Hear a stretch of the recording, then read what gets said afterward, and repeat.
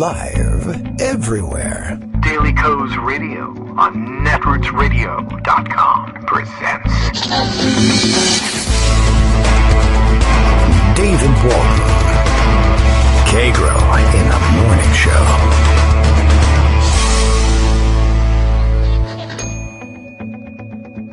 Now, here's David Waldman.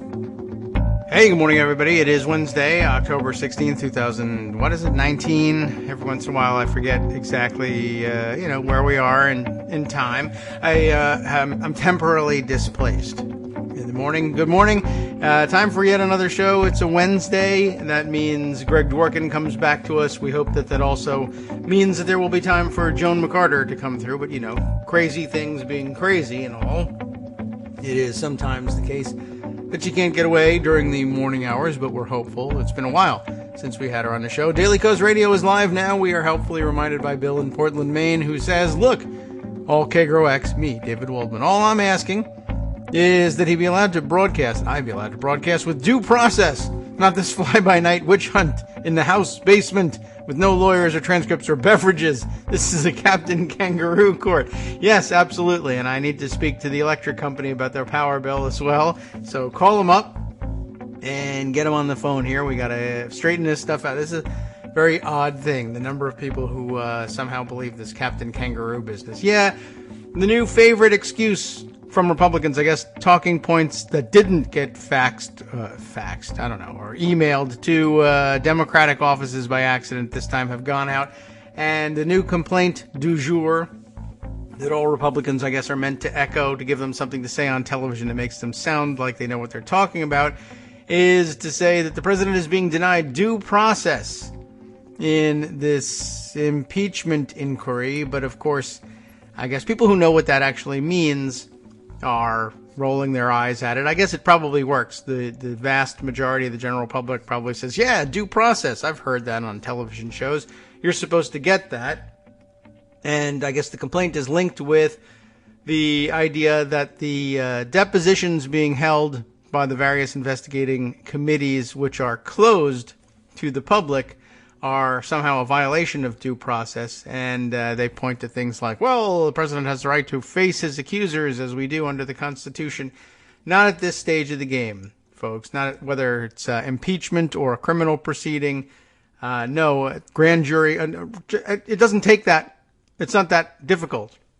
You don't have to look that far back in this process to figure out what's going on. For instance, you'll recall the number of things that were redacted from the Mueller report that you, the American public, were not allowed to see. And many of them were redacted because they were grand jury information. And grand jury information, as we all know, is very often kept secret from the rest of us.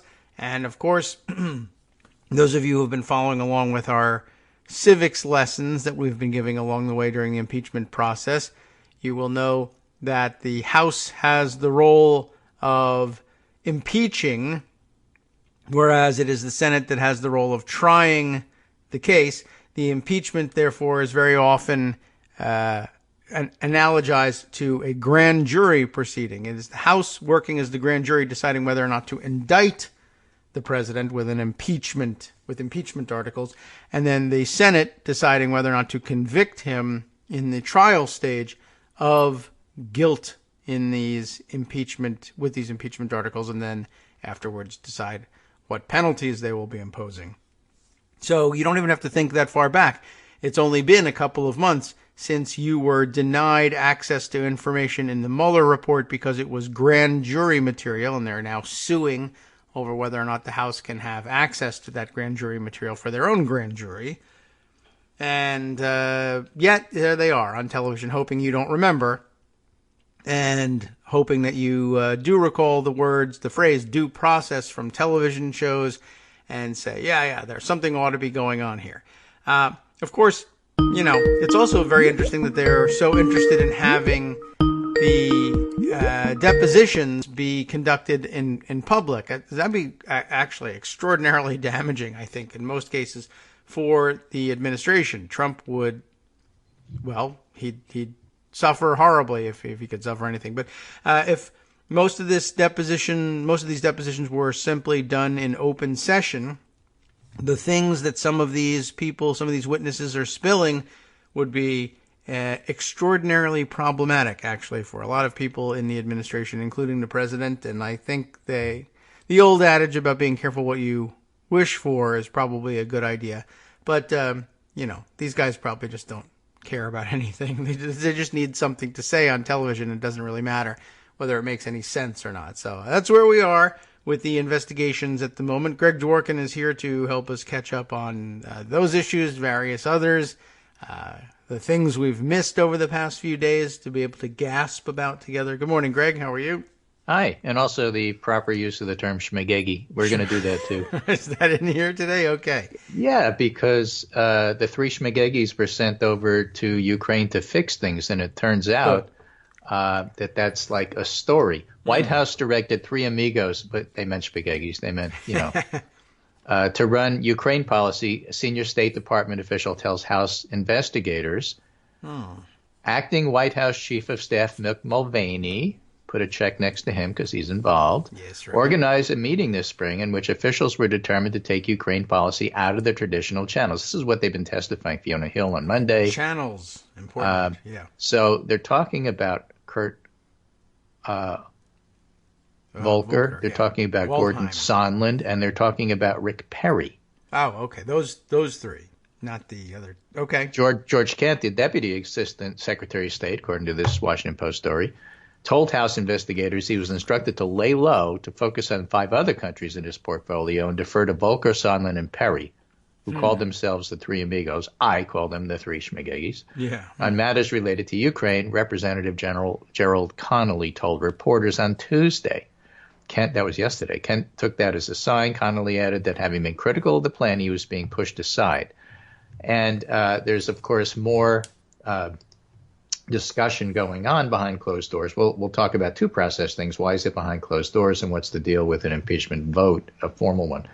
But Michael McKinley, the former senior advisor to Secretary of State Mike Pompeo, is expected to testify today behind closed doors, according to 2 officials working on the impeachment inquiry, and then Gordon Sondland tomorrow, one of the schmagegis. So the idea is that Mick Mulvaney was involved. Obviously, Mike Pompeo was involved, because you can't push his employees aside without him knowing about it, and he was fine with it.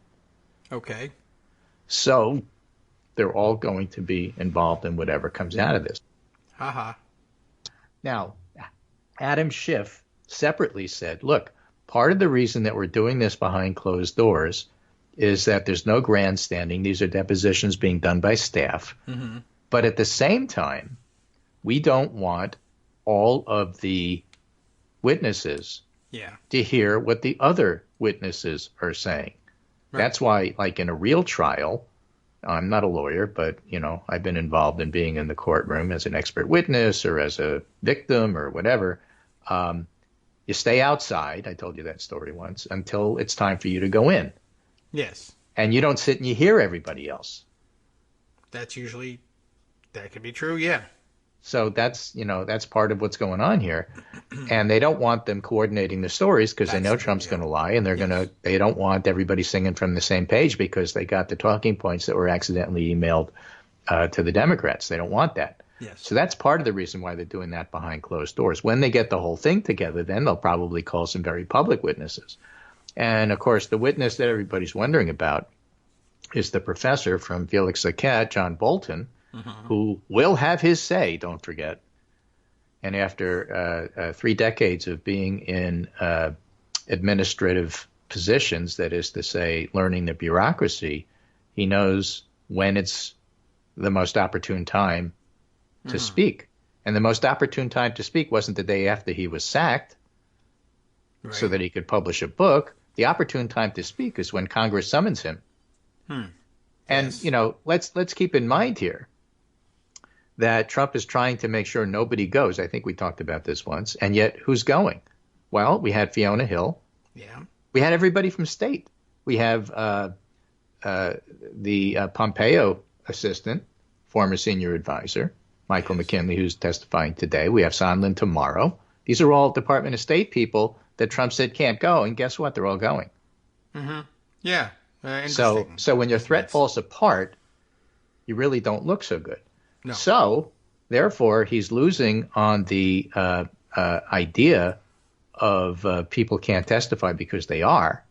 And now that the Congress is going to have this information, another piece that I should throw in, I guess this happened on Monday when Fiona Hill was testifying. Mm-hmm. They sent Matt Getz over. Yes, right. Remember, he was the guy that tweeted to Michael Cohen, "You're in trouble, shut up, I'm threatening you," or something along those lines. I forget exactly what that was. But they sent him on the morning of Fiona Hill's testimony. Yes.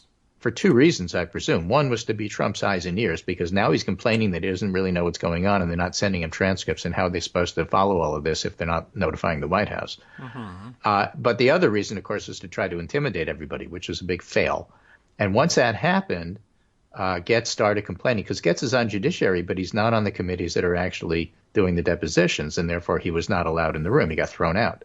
And so he started complaining about the fact that this whole thing is a sham. It's not being done right. There's no transparency. There were Republicans in the room and Republican staffers if they're on the proper committees. Yes. So they're there. So that's not true. And then Trump today, for example, but he's been doing this for the past few days, is now complaining that the whole thing is a sham. Brad Parscale, his erstwhile campaign manager, branded the impeachment inquiry a seditious conspiracy on Monday. And called for the resignation of House Speaker Nancy Pelosi. But, of course, Trump doesn't understand resignation or the Constitution. So, therefore, what he demanded instead is that, what is happening to President Trump with impeachment is a constitutional travesty, said Graham Ledger, the likes of which we have never seen before, Trump tweeted this morning.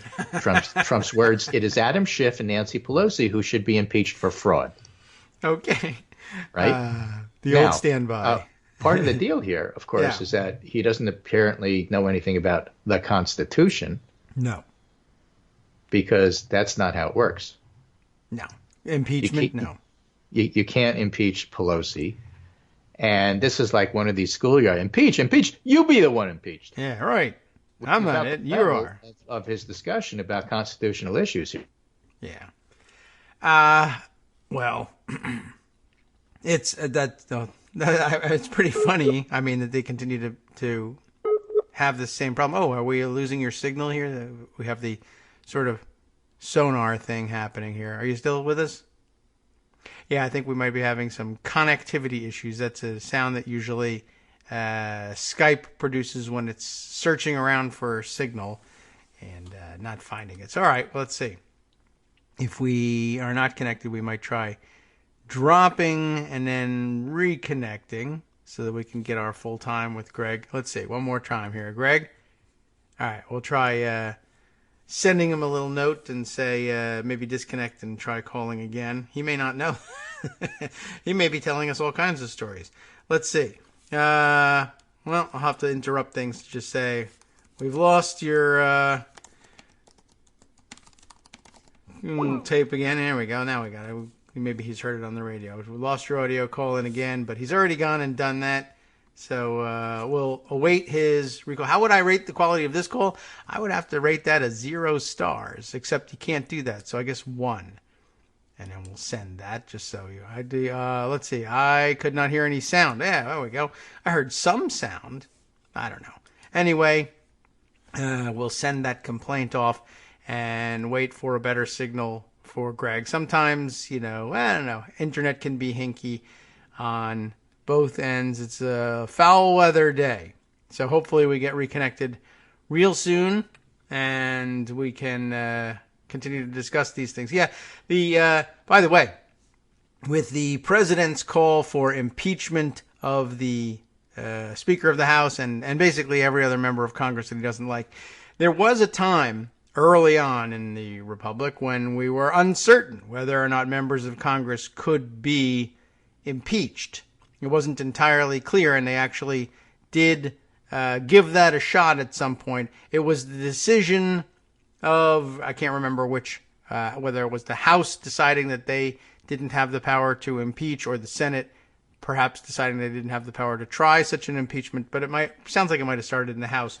But an early interpretation of the impeachment clause by the Congress was that it was superfluous, for one thing, that the impeachment process would be reserved for members of other branches. If indeed impeachment was going to be decided by the legislative branch anyway, they already had the mechanism of expulsion available to them, which, by the way, could be executed with the exact same 2/3 majority that's necessary to convict and remove a federal officer under impeachment, except it was reserved to the one house that actually that person served in. So consistent with the ability to expel members by 2/3 and consistent with the reservation of the rights of each house to set its own rules,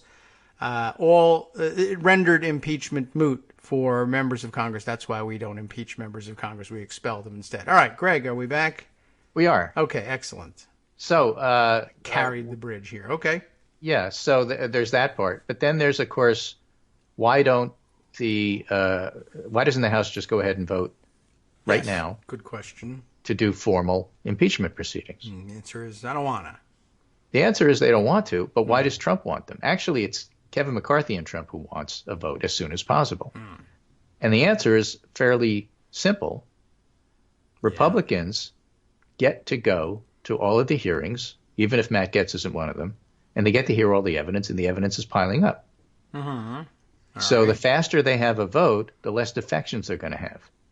If they have a vote 3 weeks after hearing day after day after day after day of damning evidence against Trump that he really did everything people said he did with Ukraine, then they're likely to have less solid GOP majority. So a quick vote helps them because it takes the vote before anybody defects. And a slow vote hurts them because by the time you're ready to vote, you're not going to have as many Republicans voting on your side. I'm not talking about mass defections, but even having 1 or 5 Republicans or 9 vote for impeachment means that it's a bipartisan thing. Even 1. Well, we got 1. And they already have 1, so maybe they'll have 5. Maybe they'll have 7. And that's what they're trying to prevent, and that's why they want to vote as soon as possible. Which is not going to happen because Pelosi's not stupid, and she knows exactly that's the deal. Yeah, well, we can put it to them simply and in terms they can understand. If you would like that vote to be under your control, win an election. But you didn't. Second reason is if there are any Republican votes, and this comes from the Mischiefs of Faction article about the process, if there are any Republican votes supporting the impeachment inquiry, it gives President Trump and his political team a chance to bully the deserters so everybody knows the punishment for defection. Since his inauguration, Trump has focused his criticism on legislators who defy him, Mark Sanford, Jeff Flake, John McCain. If Trump is able to destroy a few House Republicans who vote for an impeachment inquiry, that may scare the remaining members into obedience. So that's another reason why he wants to know who they are. That's why he wants to know who the whistleblower is. He wants to know what they're saying. He wants to know who is voting against him. Yeah, well, he basically wants to go threaten them, which is why he sent Matt Gaetz to the Fiona Hill hearing. Yeah, though he probably could have opted for someone, not drunk or an idiot. Another schmagegi. This is schmagegi day, So it's not working the way he wants, but that's the thinking behind all of this.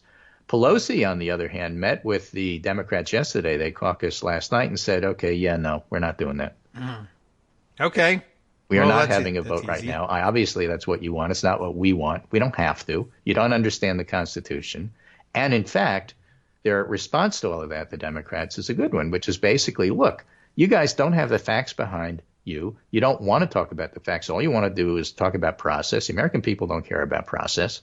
They want to know what's going on. And so this is how we're doing it, and too bad for you. Yeah.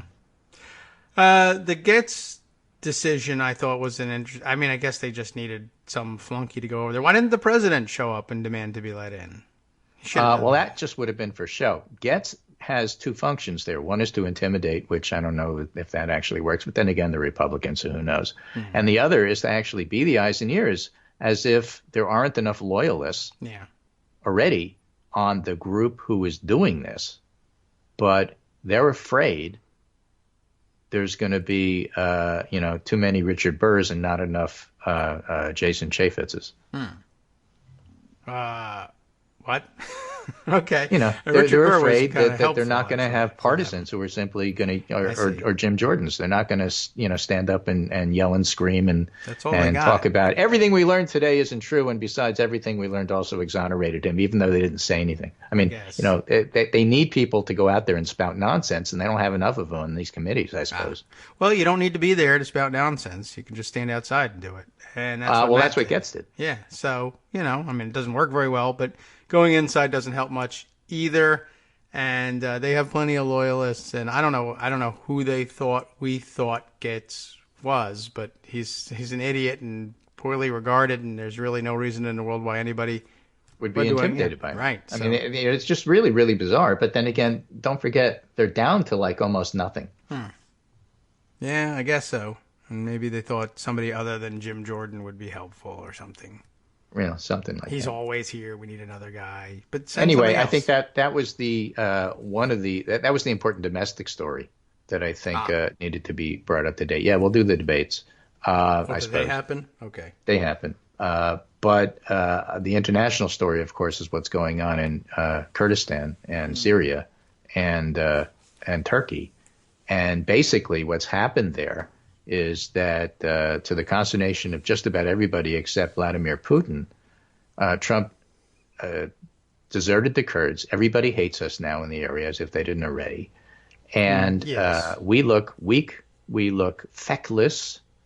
And no feck for the us. Kurds said, well, if we can't trust the United States, and by the way, world, nobody can trust the United States, let's turn to Russia. So we're going to ask Assad for help. Asking Assad for help is asking Putin for help.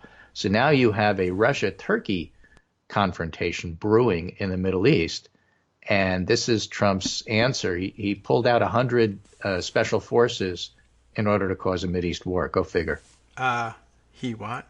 And then everybody's yelling at him from all sides, and he said, no, I did the right thing, because the one thing that he will defend himself against from Republicans and Democrats and whoever is in support of Vladimir Putin. And why people say he's a Russian agent, I just can't figure it out. Yeah, no one knows. Nobody knows. Yeah, we're not looking all that hot in the Middle East. Feckless, as you mentioned, we have no feck left to give. Yeah, we're out of feck. I guess There's a feck shortage. Yeah, it's a big problem there. But as I understand it, yesterday he announced out of the blue, I think, a spectacular effort to calm everything down and declare peace there by sending a special delegation, including Vice President Mike Pence, to Turkey to go talk it out with the DNI, Erdogan. The acting DNI who got grilled, O'Brien, right. went, and Pompeo and Pence. Yes. And Erdogan refused to meet with them. Yeah, said, I'm only talking with the big boss, Trump, who if gives Trump me what comes I here, want. I'll meet him. It's like Trump demanding to be let into the House for the impeachment hearings. Yes, right. So, that's a huge slight for everybody. Of course, it was a mistake. So Pence looks like a jerk. Yeah. And Pompeo, of course, has his own issues. But, we know for a fact, if he really wanted to get something done, then Trump would have sent Rudy and Sondland and Corey Lewandowski. Yeah, right. And he didn't, so therefore it Joe wasn't a serious effort, which everybody said that the moment that Pence got on there. So he's trying to save face because he knows he's getting pounded for this. And it's only going to get worse because more people are going to die. I mean, this is literally, he caused deaths by doing this. And the GOP response is nobody's heard of the Kurds. I think Larry Trump said that. Yeah, that was a nice one. Everyone who's anyone knows that no one knows the Kurds. They would never be let into Studio 54. Yeah, so what's the harm? Right. Fantastic, excellent, let the meat cake response. No one knows who Lara Trump is, by the way. I thought I might point that one out, too. They might think that it's another Trump daughter from maybe one of the Playboy models or something like that. No, it's actually Eric's wife. She's in that sense totally legit as a Trump. But by the way, no one knows even though Erdogan won't talk to Trump's people, he will go to Russia to talk to Putin. Yes, lots of layers to that one. Refusing our delegation unless it's Trump himself, not because he respects Trump, but because he knows he can get what he wants out of Trump. And 2, making us go to him, but when he needs to talk to Putin, he trots over to, I'll come to your place. So, pretty clear signal from a supposed NATO ally, and really, honestly, that's been 100% enabled by Trump. That's not something Erdogan himself ever did to an American president before. Meanwhile, the China trade war has not been settled. Trump lied about which has that. Never been seen. And farmers are getting a little bit impatient with that as well. Are they getting money? So I have this great piece from Newsweek. Let me just give you the quote because I love the quote so much. This is a farmer in Ohio named Chris Gibbs. He says, Trump could walk across my pond and not get wet, and I'm still not going to vote for him because, at the end of the day, my name is Chris Gibbs. It's not Judas, and I'm not going to sell my political moorings for 30 pieces of silver, so I'm out. Wow. Okay. Wow. Why not make Trump the Judas in all this? But okay. Right. Why not? So they're talking about the trade war, and he's getting killed. He owns 560 acres of farmland in the key swing state of Ohio, which I'm not really sure is a swing state anymore. Said he was dubious about the details of the deal that Trump touted as a tremendous deal for farmers. And Gibbs, who once was chairperson of the Shelby County Republican Party, told CNBC he did not take Trump at his word because the president had not kept previous promises he made about Mexico and the European Union. I didn't believe it until the crops are on the boat. Okay. So he's not happy. No, I guess not. And luckily he has no influence as former GOP chair? That's interesting. Yeah, exactly. So, these things happen, I suppose. And, of course, the farmers are well aware, more than anybody, of effects of climate change and what that's doing to their crops. So there's a lot going on that is losing Trump's support. It's not bleeding, it's dribbling. But Midwest people are unhappy about a wide variety of things. And this is part of the big picture. So Trump's in trouble. Okay, well, I can take that. They didn't bother asking him about impeachment, and that's just fine. He's got his own focus there. Well, they asked the Democrats about that. We'll do that after the break. Okay, well, we'll come back after 2 minutes and pick up where we left off, and that's where it was. We'll be right back. Hi, everybody. It's me, David. Let's change things up from the old fundraising pitch for just a minute and talk instead about how you can be a part of our show. If you've got a smartphone or any other electronic recording device, why not sit down and record a segment for us? Read us an important article and give us your take. Read one of your own original essays, or even just give us your commentary on something you'd like to share that's important to you. Then send the file to me at kagrox@gmail.com, and I'll try and work it into the show. Short segments, a few minutes in length, are easiest to fit in. And of course, I can't always guarantee that I'll be able to play everything, but if you've ever shouted at your radio or TV about something you wish was being covered, here's your chance to change that. Make the show your own. Send your submissions to me at kagrox@gmail.com.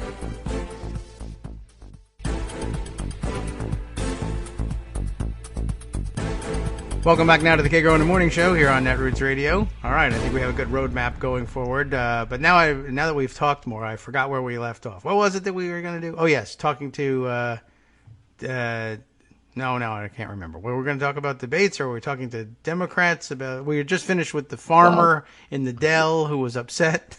Right. So, and we were talking about lying and all sorts of things because Trump was lying about impeachment, but.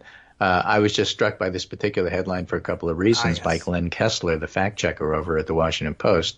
The headline reads, Trump inverts time and invents conversations to thwart impeachment, which is the Post's fancy way of not saying that Trump just flat out lies about stuff. Yes, inverts time. You can't do that, as far as I know. Well, they're talking about the Adam Schiff discussion where Schiff, did a sort of a movie reading of the transcript. And again, it was a process thing that the GOP jumped on because you can't defend the substance of the so-called transcript, which is really just notes and not the full transcript. So the dramatic reading was something, oh, look, he's lying about everything. Therefore, the entire impeachment process is unconstitutional. Because the Constitution says that you're not allowed to do a dramatic reading in Congress, and therefore that negates any crime we may have done. Right. I don't know if you knew that, but that's like Article 9.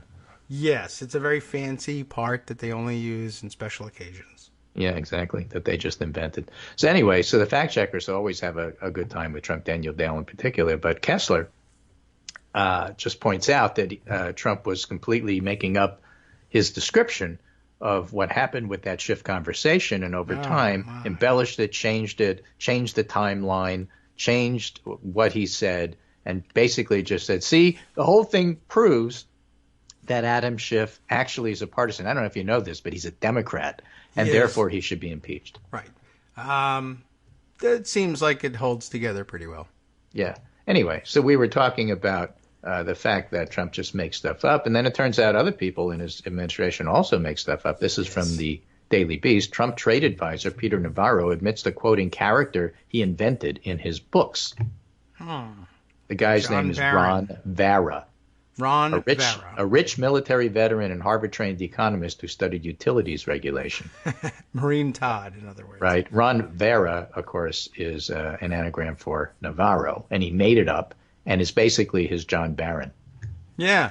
But then again, he makes up knowing anything about economics and trade, so that's all. So why not just do the rest? I get you. That's a super bizarre thing to do, and all Trump people are mentally ill at some level. Sorry. I don't know what to tell you about that. Amazing what you can get away with, rising to what levels, and well, I don't know. He's not the first, and he won't be the last. Right, exactly. So anyway, we had a debate last night. I watched a tiny bit of it. I listened to about 3/4 of it. Okay. It was interesting in terms of the beginning. The first question, of course, was about impeachment. And there was a very strong united front on the part of all of the Democrats talking about why Trump deserves impeachment. So I like that part. And then it got boring after that. Elizabeth Warren is perceived to be the front runner. She held her own, but she got hit on all sides. And I think that her biggest vulnerability is simply not wanting to be clear on how she would pay for Medicare for all. I see. Costs would be under control. That doesn't tell people whether their taxes would go up. Everybody's trying to trap her into saying my taxes would go up. And she would say, yeah, but the overall cost would go down. But the soundbite would be taxes go up, and that's what they want to make her say. And she was trying to avoid that, but she had to jump through hoops to do it. And so it made it sound like she was evasive. Okay. Moving Needs a better answer. The president is terrible. Biden held his own, but didn't shine. Biden was Biden. He did what Biden does. He was better in the first hour than the last three. I mean, it's a 3-hour thing. It was over a little bit after 11 o'clock, from 8 to 11. So toward the end, he tends to wilt. Well, I would too. Pete Buttigieg was pretty aggressive. Some people liked it. Some people didn't. And there's really, after the debate was all said and done, healthcare is still, in my view, something of a vulnerability. And, I have a very centrist view about this whole Democratic thing. I think the biggest deal is beating Donald Trump. I don't really care whether or not your particular favorite policy is the thing that's pushed or not at this particular point. I think it's more important to beat Trump than anything. And I'd be happy if Amy Klobuchar did it, even though she's not the most progressive person running. That's my point of view. And so I look at things through that lens. Okay. And I think that Warren has vulnerabilities, and the biggest vulnerability she has, all the Democrats do, is healthcare. Healthcare is the one issue that everybody cares about. And when you talk about kitchen table issues and not impeachment, you're talking about the cost of healthcare to people. That's what I was told. I think it's true. And so impeachment's one thing. You can chew gum and walk at the same time. And I think they're on very solid ground with impeachment, and I'm not the least bit worried about that. But the thing that they have to do and get is talk about healthcare, and there's a roadmap for this. The Urban Institute last night published a very comprehensive view of different plans on reform options compared on coverage and costs. All right. And I want to spend a little bit of time talking about that because I think that was more important than the debate. All right. The debate showed where the holes are, but you got plenty of time to fill them. So here are the key findings. Yes. Within the existing public-private healthcare system, near universal coverage and improved affordability could be achieved with moderate increases in national health spending. All right. Now, you're going to have to increase health spending. You can't get to where you're going without increasing health spending. But and people who deny that are lying. All right. Okay, so don't lie. Under one of the plans modeled in the report, which proposes a mix of private and public health insurance, everybody in the U.S. could be covered except for undocumented immigrants. And the American public, rightly or wrongly, doesn't want undocumented immigrants covered. That's pretty clear from the polls. The plan would enable workers to opt for subsidized non-group coverage instead of their employer's insurance plan. It would also improve the ACA subsidies to help people afford coverage, cover people in states that haven't expanded Medicaid, require everybody to have insurance with an auto-enrollment backup, offer a public insurance option, and cap provider payment rates. So doctors like me would get paid less. I'm okay with that. Okay. It's awkward. That's all right. I'm okay with sure, that. Good. I mean, I think you have to make sacrifices, and this is the kind of sacrifice that I think people should make. All right. Not all doctors are going to say that. Well, especially if you're a surgeon. Right. So this reform plan achieves universal coverage for people legally present in the U.S., covering 25.6 million people who would otherwise be uninsured, but the plan leaves 6 million undocumented immigrants without coverage. National spending on health care would decrease modestly. Compared with current law, federal government spending would increase. Okay. So overall costs would decrease. That means you pay less, government pays more, but you pay in the end because you're paying taxes in order to support the government. Yes. On the other hand, just about everybody gets covered except undocumented immigrants. Yes. Okay. One single-payer approach would leave nobody uninsured and largely eliminate consumers' out-of-pocket medical costs, but would require much greater federal spending to finance. A single-payer costs more for the government. All right. The modeled enhanced single-payer would cover everybody, including undocumented immigrants. The reform would include benefits more comprehensive than Medicare, including adult dental, vision, hearing, and long-term services and support, something Medicare does not cover right now, with no premiums or cost sharing. Medicare has premiums. All current forms of insurance for acute care would be eliminated, including private insurance, Medicaid, and Medicare, and everybody residing in the U.S. would be covered by a new public insurance program. Providers would be paid rates closer to Medicare. Health spending by employers would be eliminated, and household and state health spending would decline, while federal spending would increase significantly. So that's more like Bernie's plan. All right. This reform option covers the entire U.S. population. National spending on health care would grow by about $720 billion in 2020. That's a lot of money. Federal government spending would increase by $2.8 trillion in 2020, or $34 trillion over 10 years. So in order to achieve that single payer, everybody gets covered for everything, it's going to cost a ton of money. It's $3 trillion a year. I see. I have that. Sell that. Sell that to the public. All right. I say you can't. Then a second single-payer approach can be constructed with lower federal and system-wide costs.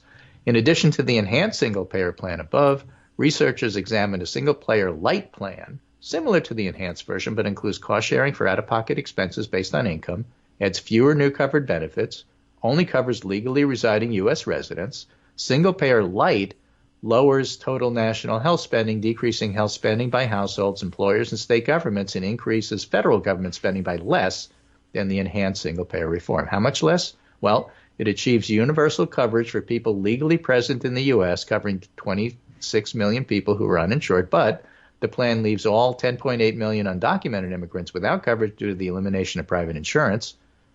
National spending on health care would decrease by $209 billion, or 6%.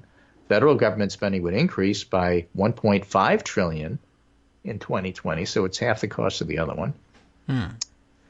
The analysis demonstrates there's more than one effective approach to achieving universal health care coverage in the U.S. and highlights the trade-offs of different reform strategies. So the idea is each one of these things has trade-offs, whether it's how much you pay, whether it's how much the government pays, whether it's how much coverage you get out of this, how many, how few. And so I've always said it's really important to have that discussion and be upfront and honest about what the trade-offs are and then see how popular they are.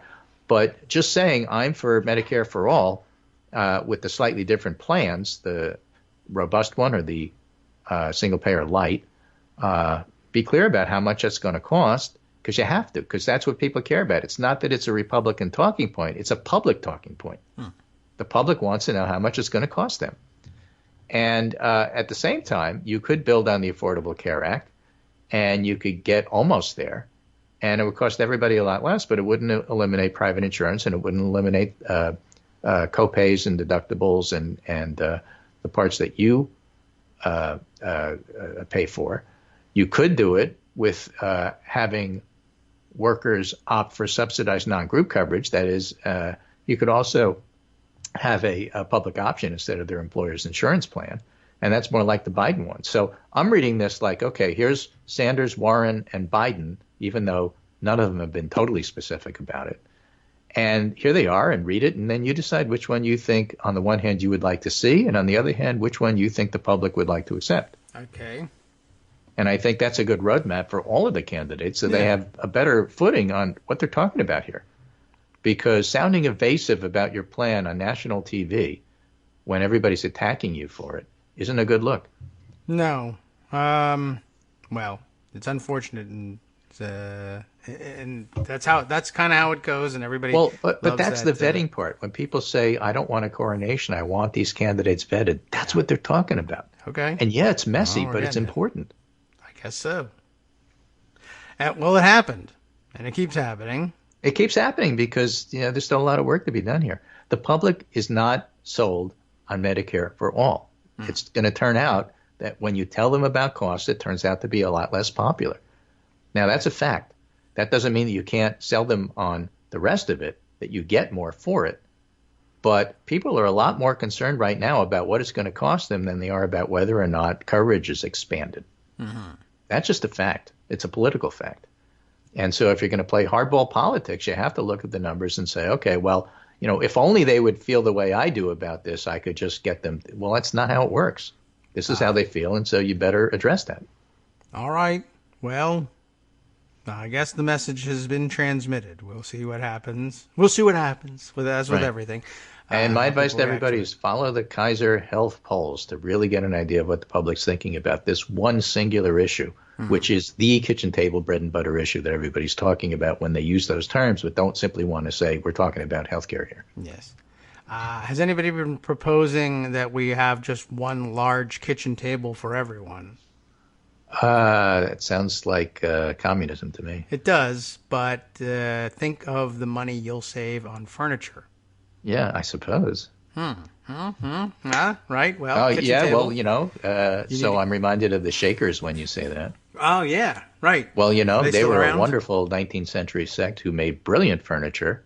Mm-hmm. And, of course, they didn't want to reproduce, and so now there aren't any. Right. But now the tables are collector's items. Think of what they saved on furniture. That's right. And diapers. So, yeah, that's a lot. All right. Well, they had their the point of that rant is not to say that Medicare for all is bad or that people are bad for liking it. It's that you have to be clear about what the trade-offs are. And anybody who's not being clear about what the trade-offs are, the public isn't that stupid.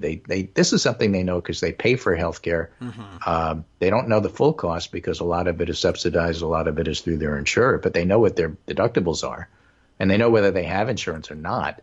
Yes. And you can't con them on this. All right. So just modify your plan. Don't shake, quake. The Quakers are still around. Exactly. And, they just modified their shaking into quaking, and now everybody eats their oatmeal. Where? Kitchen table. Yeah, well, I'm just saying, done. All you got to do is make these little modifications, and you're good to go. Yeah. And the whole idea of having a primary campaign, a vigorous one with lots of debates, is you get to hone your arguments, see what the good ones are.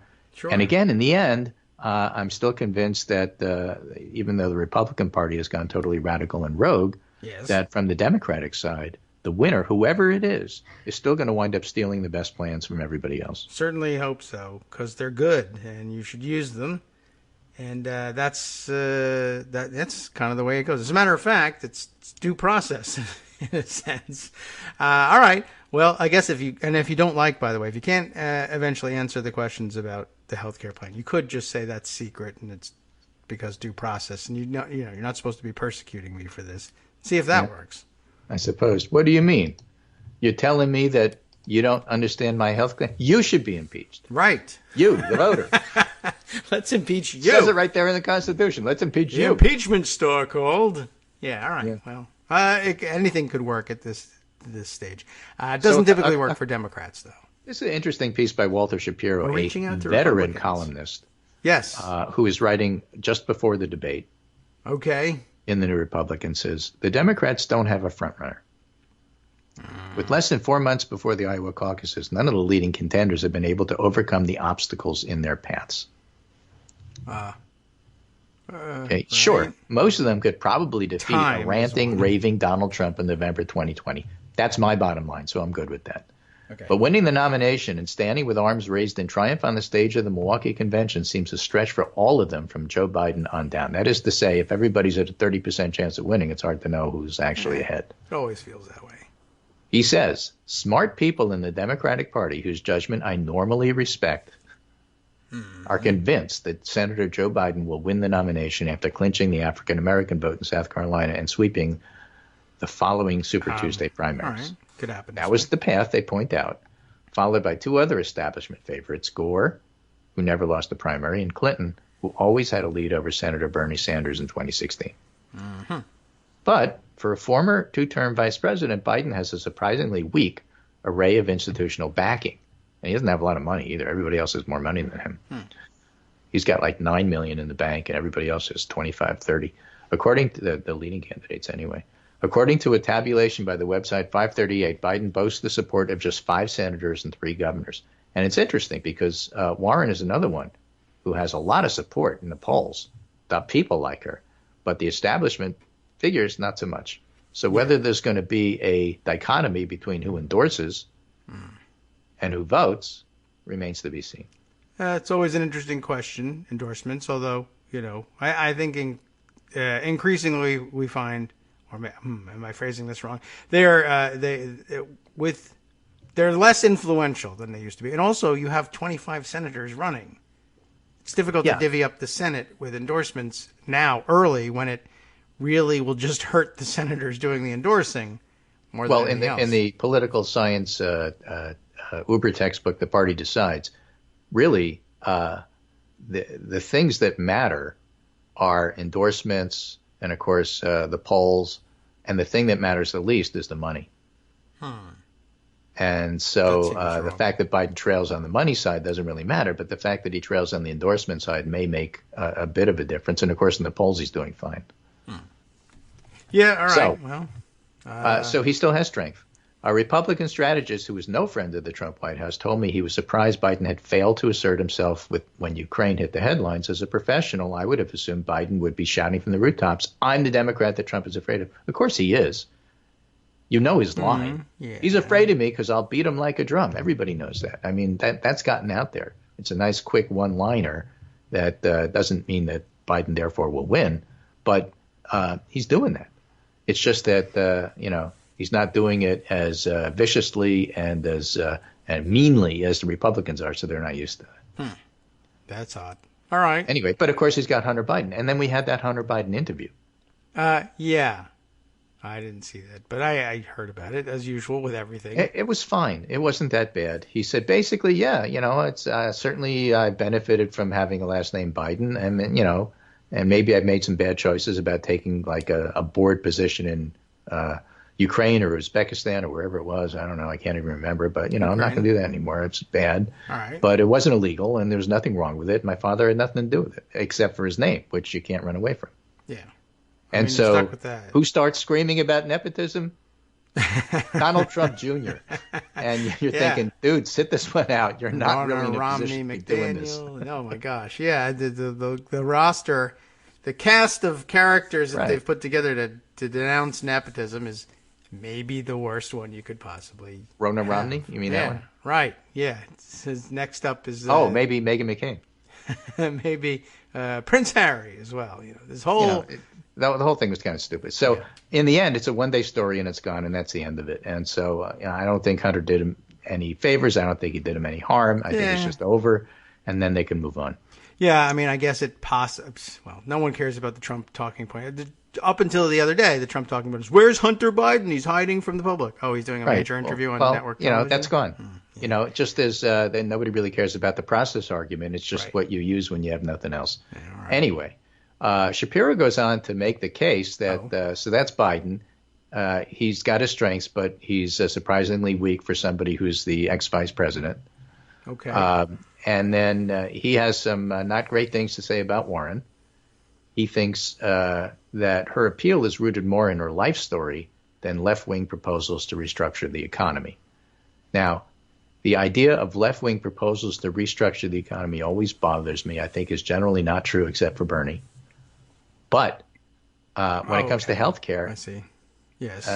He's sort of got a point there. And that's why I did that whole rant about health care. I don't think that's a winning issue for Democrats. Okay. I mean, well, yeah, one version of it. My point of view. But it is the all idea that she restructuring, has I'm not saying this is fact. I'm saying this is how I'm looking at it. The idea that she has a detailed agenda seems more popular than the policy ideas themselves. That's a great thing. Nobody cares about policy in that sense. It's nice to know that she has a plan in case something goes wrong. But I don't need to know what the details are about everything. There's like 50 plans. I'm not going to memorize them all. I have a hard enough time keeping track of what the healthcare plans are. Right. I also avoid that. I don't know. Some people really enjoy that, although I assume they're the minority. And I like it when they talk to us because they're experts on it. It's good to be able to say you have that, and I'm satisfied at being able to say that myself, right? Well, yeah, I do that all the plans. time. That's good. Dan Diamond covers health for Politico, and of course our friend Charles Gaba covers healthcare in his own right. And I'll write to them and I'll say, what do you think of this? I'll check with the experts, but I don't need to know every single detail about the plan to get a sense of which one I prefer and which one I don't. But I know if somebody has a detailed plan or not, or they're just making it up, you could tell. Just look at Donald Trump. So he points out the arena where Warren has been uncharacteristically vague is in failing to provide full details of her with Bernie support for Medicare for all. This is an issue for voters, folks. Her stance on the issue could be risky, particularly as she must win over upscale voters who might not want their private health insurance to be abolished. If we're going to win the suburbs, it's a campaign issue. But worse still, if Warren to retreat now, it would seem like a patently political move rather than a principled one, which would undermine what makes her campaign so unique. So she's got a little bit of a balancing act to do. And then he goes on and says, well, if not Biden or Warren, then who? And then asks some mystifying questions like, why do Bullock and Michael Bennet stay in the race, even though they're not even on the debate stage? Oh. No, I didn't even realize that they had been. Points out Sanders' health issues, which is a big deal. Yeah. Kamala Harris may have peaked with her kickoff rally in Oakland, but not catching fire, just not.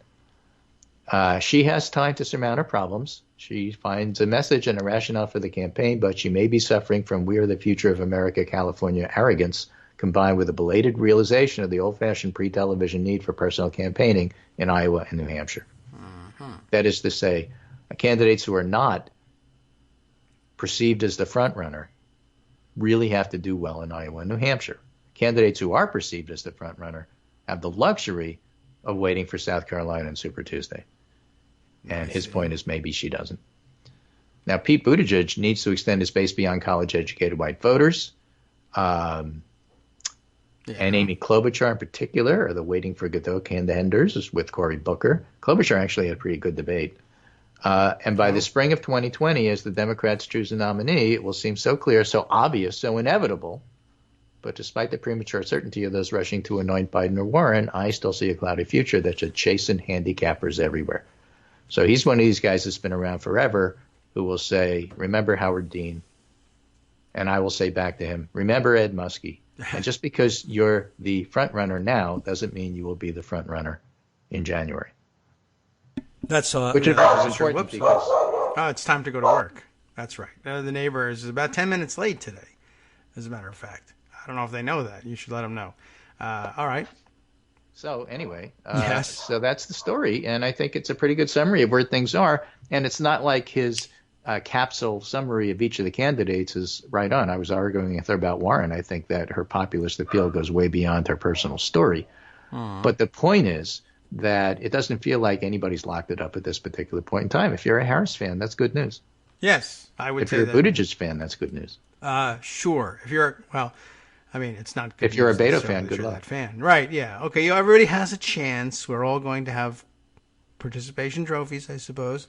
We have more work to do. I mean, the primaries aren't over. It doesn't disturb me that we don't have a front runner yet. I'm not worried about how much money they're going to wind up with. They're not over. That's true. They haven't started as well. Yeah, that's another exactly. part of it. And the idea is to beat Trump, and Trump is doing a good job at beating himself like a drum. So that's the way it works. It's getting to be like with the holidays at the stores, with the Valentine's Day candy being out already.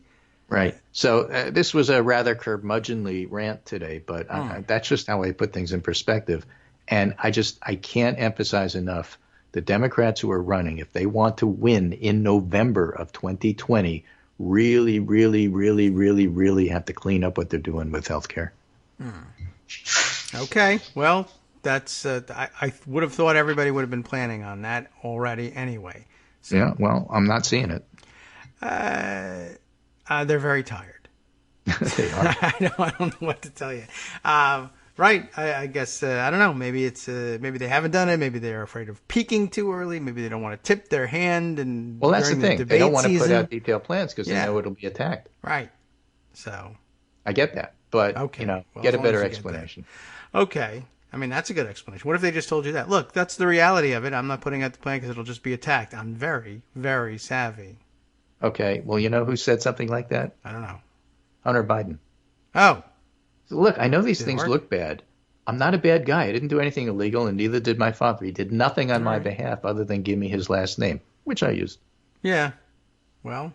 That's about as honest as you can. Can you imagine Don Jr. saying something like that? I mean, that's about as honest as you can get. That's true. And it's all true. Yeah, and it does look bad, but it looks worse than it is. And what are you going to do about it? Yeah. Lock him up? I mean, is that really, No. that's all you got in terms of running it? He's not even the candidate. Just lock everybody up, honestly. And It's as a impeach him. response, Biden had said, okay, we're going to do a new plan where family members don't get to do anything. That's, of course, a threat to the Trumps. Yes, more than anyone else. More than anybody else. All right. Well, I guess points for being honest. And what else are you going to do? I mean, you can't hide from it and say it didn't happen at this point. Anyway, Okay. one day story. The real story is what's going on in Kurdistan and, of course, with Trump's impeachment. Yes. Take care, both of and which I'll will go on talk to you forever. tomorrow. Okay, very good. Excellent. Thanks for coming by today. And, we'll check in with you tomorrow when everything is totally different.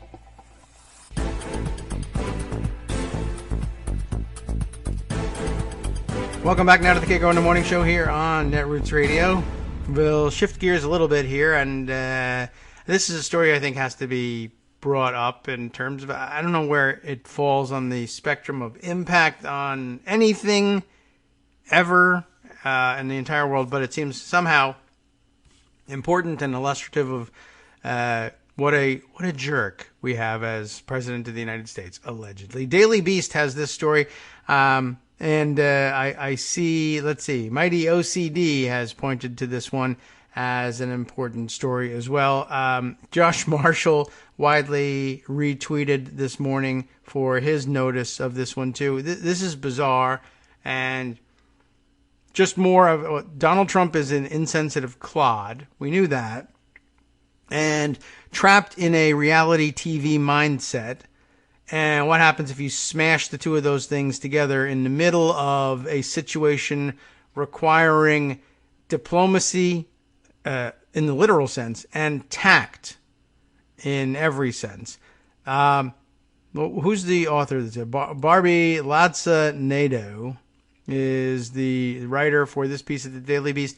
Grieving parents ambushed by Trump, and they put it in scare quotes here, not just because it's October, but he didn't literally ambush them, but it was one of those metaphorical ambushings. But grieving parents ambushed by Trump, who had teens killer waiting at White House. So if it doesn't immediately occur to you exactly what this situation could possibly be, it wasn't the hugest story in the world. So the headline may have grabbed you. Well, what's a killer doing at the White House? Well, there's always a killer in the White House. There is that, if you look at things that way. The president had hoped to surprise the parents of dead British teen, and I think they could have come up with a better descriptor than that, but dead British teen Harry Dunn with a meeting with the woman who killed him. All in front of the media. Intriguing if you don't know the story. Flabbergasting if you do. You can almost imagine the reality show excitement. It's right there in the first sentence. The reality show excitement that surely went into the ill-considered plan to introduce Anne Sakulas. I'm guessing at the pronunciation of the name. I've been watching enough network news to have heard the news people say it out loud so that I could be aware of the pronunciation. Sakulas, Sacoolas. She is the American diplomatic wife who killed 19-year-old motorcyclist Harry Dunn, accidentally, I think we should probably point out, when she drove down the wrong side of an English lane in August. And he had this idiotic plan to introduce her to the parents when they were at the White House. And why were they at the White House? Another part of the idiotic plan. Okay. Now, as you know, they drive on the wrong side of the road in England. And if you are English, then you know it too. Don't try to deny it. But, you know, I've been in driving in, well, let's see, I drove in Ireland and in Bermuda, where they both observe this wrong side of the road custom. Been in other situations where other people are driving on the wrong side of the road, not me. And it takes some getting used to, but it's something that you're conscious of all the time. Anyway, I don't know what the traffic situation was here. They say an English lane, like, is that a country lane? Is it unmarked? I don't know. Anyway, whatever happens, I'm certain that it was not her intention to drive the wrong way on the road, but it causes accidents. And in this case, had an accident, and the person killed here was the motorcyclist, which is usually the case when there's a collision between a car and a motorcycle. Anyway, where it becomes unusual is, of course, the fact that Sakulis is the wife of an American diplomat, and that creates complications. We've had those complications here in the United States. Even with diplomats from foreign countries that drive on the same side of the road as us, we run into this problem from time to time. But we usually don't have presidents who make it a million times worse. So, Sakulis left the UK in early September under diplomatic immunity protections and has not been seen in public since. So, what's the brilliant idea that they come up with in the Trump White House? The Dunn family, now in the United States, to drum up support to send Sakulis back to the UK to face justice, had accepted an urgent, and that in quotes too, urgent invitation by the White House from National Security Advisor Robert O'Brien, the brand new guy, to visit Donald Trump in Washington, D.C., which is where they keep Donald Trump. Trump, it seems, thought he could convince the Dunns to meet the woman who killed their son, and would do so not in the normal way where you approach the parents ahead of time and say, I would be if you're willing to come, I would facilitate a meeting in which you meet with her and see if you can't work out an understanding of some kind, just to give you some opportunity to confront her and try and work through whatever problems we have in as mature a fashion as possible. No, Trump says, let's do it in as splashy, stupid, juvenile, and television-oriented a fashion as possible. That he would surprise them with this, and he would introduce this woman to them by opening a side door through which she would walk, like as though it was The Bachelor or something. And ta-da! In comes this surprise element, the Maury Povich show, or something like that. Anyway, the whole scene would be, of course, captured by a pool of photographers who had been summoned for the meeting, where, again, if you're going to arrange such a meeting, it's usually private and subdued and serious. But no, this is the exact opposite. The Dunns, thankfully, had their heads screwed on right and said no. They would have none of it and refused to meet her, at least under those circumstances. I think they were absolutely right. Dunn family spokesman Rad Seeger, hope I'm pronouncing that right, said the family felt ambushed, because they were, when the bombshell was dropped that Sakulis was next door. They had envisioned meeting her one day, but as Seeger told the Daily Beast, only on British soil, it's an interesting condition, and only with mediators, counselors, and their legal team in tow. Certainly some support, at least, right? In a statement on the Dunn's Justice for Harry GoFundMe page, Seeger explained what happened. The family had 4 surprises yesterday, and really you don't want more than one in a single day when you're talking about your son having been killed in an accident. The family had 4 surprises yesterday, he wrote. Firstly, being invited to the White House in the first place, which came right out of the blue. In fact, Dunn's father, Tim, had suggested in a CBS News interview earlier in the day that he would like to meet the president man to man, father to father. interesting, to plead with him to send Tsakoulis back to face justice. Seeger said the second surprise was that they had not expected to actually meet the president in person. But the third was the doozy. And the third actually would be the president was aware of what happened on CBS News. Ordinarily, I would say you got to go on Fox to get the attention of the president. But somehow somebody brought CBS's programming content to his attention. But the third real doozy here was thirdly that Mrs. Tsakoulis was present in the building. And fourthly, which they didn't mention initially, but it says here, fourthly, yes, they did. They said 4 surprises. The third was a doozy. I would have saved the third for fourth then. Make the doozy last. That's usually, that's the reality television programming approach to things, and why shouldn't they be consistent with that? The fourth one was that it was the president's intention for Harry's family to meet Mrs. Tsakoulis in the Oval Office in front of several photographers in what was obviously designed to be a press call, Seeger wrote in his statement. That does seem out of sorts, doesn't it? The Dunn family blames National Security Advisor O'Brien for the misstep. And I don't know, maybe, but that certainly seems very Trumpish, quite honestly. It may just have been O'Brien trying to guess what Trump would have liked best. And he's right. He has guessed correctly. It's just that it's just totally inappropriate to everything. Why the National Security Advisor would be the one undertaking that, though, that's the part that I think doesn't really stand up to examination. But maybe. Anyway, I mean, serving in the Trump administration will make anybody, whatever their role, do something stupid and out of character in an attempt to please him. So I guess anything's possible. Anyway, it continues on here. It struck us that this meeting was hastily arranged by nincompoops on the run, and in particular, Mr. O'Brien. And I think they're right here, who appeared to be extremely uptight and aggressive and did not come across at all well in this meeting, which required careful handling and sensitivity, Seeger wrote. Now, it may have been that it wasn't O'Brien's idea. It may have been someone else's idea, and they said, the president really wants this. It may have been the president's idea.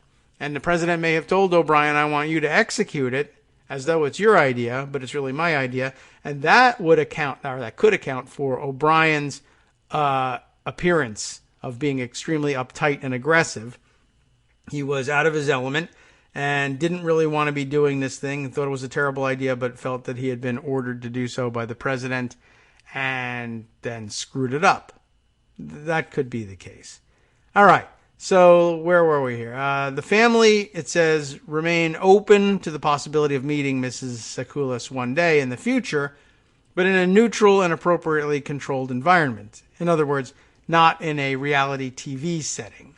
The Dunn family did say they were impressed with Trump before he tried to spring Tsakoulis on him. That's odd. Dunn's mother, Charlotte Charles, described Trump as quite respondent, and that he tried to comfort her. I mean, he's just not good at that. But I guess she was giving him credit. When he, that is President Trump, held my hand, and that must have been awkward because he's got very small hands. Either she does too, or he used 2 hands, or she's just being polite. I don't know. When President Trump held my hand, I gripped it a lot tighter, and I was honest with him, and I just said, as I said a while ago, if it was your son, you would be doing the same as us, Charles told the British news media traveling with them. He actually gripped my hand a little tighter, and you're lucky he didn't grab me anywhere else, and said, yes, I would be. And that's when he said he would try and look at this from a different angle. The Dunns have said they would ask a court for a suspended sentence for Tsakoulis. So what are they after? A suspended sentence for Tsakoulis if she's convicted in their son's wrongful death, but only under the condition that she return to the UK to engage in the investigation and stand trial if one is ordered. If she agrees to that, they say they'll agree to meeting her in person and accepting what they assume would be her apology. So they're not being unreasonable in the sense that they are demanding jail time in the UK for this woman who has got, a rightful claim, I think, to diplomatic immunity. They are just saying, well, come and cooperate with the investigation. If there's a trial, go ahead and have it. And then international law and diplomatic courtesies being what they are, it may be the case that a judge in the UK would say, all right, well, we certainly find that you're at fault here, but diplomacy being what it is, reality being what it is, we'll give you a suspended sentence and let you go back home to the United States. Just you would then at this point be well advised to have a private meeting with the family and to apologize, and that may very well be. I don't know what the normal procedure is in something like this. It's a very unusual situation. It has happened before. Maybe that's in keeping with previous practice. But I suppose as long as she's not held in prison, you would have to voluntarily go to attend the trial. That would be up to you, because it's your right to leave the country unmolested as a diplomat and never to return. But I suppose certain assurances could be given, and depending on whether or not she believes and trusts in the word being given to her by British authorities, this could be arranged this way. So Tsoukalos apparently has apologized through her lawyer, Amy Jeffress, who issued a statement that said the press has been reporting this case all wrong and is devastated by this tragic accident. The statement says, "No loss compares to the death of a child, and Anne extends her deepest sympathy to Harry Dunn's family. The Dunns are clearly good people who are asking for nothing more than respect for the law and for their son. Requests to the State Department and White House for comment have not been answered." It's an interesting place to park this. That wasn't part of the quote, "The Dunns are clearly good people." This is just, I guess, the writer's own editorializing. I'm sure that they are. It's just sort of interesting that got included that way. Notwithstanding the nature of the meeting yesterday, and this is a quote, "Notwithstanding the nature of the meeting yesterday, the family would welcome any such further intervention so that this nightmare scenario can be brought to an end," Seeger wrote. He's the family spokesman, right? "They look forward to engaging with the president again as soon as possible." So they're not even anti-Trump in their outlook. They're perfectly willing to deal with him as purported president of the United States. They just ask that the discussion with him not be dumb and juvenile. And of course, he couldn't handle that. He had to make it dumb and juvenile.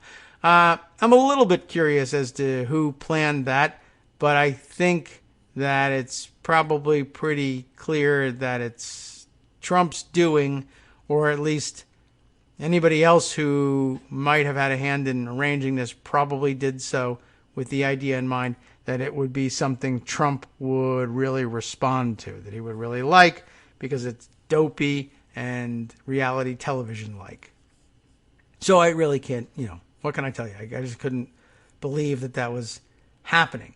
All right, let's see. In other news that deserves to be shared, the Washington Post writing up this bit here, which I think I had assumed that Giuliani was already doing, but then when I read the story, I realized, I don't know that I've ever actually heard that Giuliani was involved in this before. I just assumed he was because it too is dumb, juvenile, and clearly designed to please Trump and play in Trump's headspace here. And it is this. Giuliani pressed Trump to eject Muslim cleric from U.S., a top priority of Turkish president, former officials say. So if you haven't guessed right away, take a moment and see if you can think what this might actually be about. And the answer, of course, is that troublesome Turkish cleric whose name, have we ever checked the pronunciation of? Gulen, Gulen, perhaps? And, wow. I don't think I knew that Giuliani had an interest in his situation before. Of course, we knew that Mike Flynn was very interested in it. And Mike Flynn, part of the reason he's in jail is because he was advocating for this guy's extradition to Turkey on behalf of the Turkish government, but without having declared himself as an agent of the Turkish government. And that's problematic. Side note, it is important to realize in the middle of all of this, the mess in Syria, that and Trump's continued knuckling under to Turkish President Erdogan for no particular reason except people, I guess, are theorizing Trump's licensing deal that pays him I don't know how much for the Trump Towers in Istanbul. Although, quite honestly, I don't know how much money he's making from that. And I don't know why he is so sensitive about that stream of income, given that Erdogan has in the past, recent past, endorsed efforts to remove the Trump name from the towers. Although, again, maybe the deal is that the name can change, but the revenue still has to come to me. And so maybe Trump doesn't care that much. I'm not really sure. But given that Erdogan had signed on to the effort to remove the Trump name, I don't know why Trump still feels so favorable towards him or acts so favorably towards Erdogan, but there must be something else. And if there is, we should get a handle on it. Anyway, I had no idea that Giuliani was involved in this. Giuliani privately urged Trump in 2017 to extradite this Turkish cleric living in exile in the U.S., a top priority of Turkish President Recep Tayyip Erdogan, according to multiple former administration officials familiar with the discussions. I mean, it just figures, but I don't know why maybe I'm wrong about this. I had never heard of him doing it. I wonder, Mike Musson is asking here, I wonder if Giuliani was aware of the Hewlin kidnapping plot connected to Flynn. I don't know. That's a good question. It may simply be just as dumb a thing as I heard that Trump loves Erdogan, and Erdogan has said he wants this cleric extradited, so I will get in good with the two of them by talking about it. It's not clear to me what Giuliani's entree into this was. Giuliani, a top Trump ally who later became the president's personal attorney, repeatedly argued to Trump that the U.S. government should eject Fethullah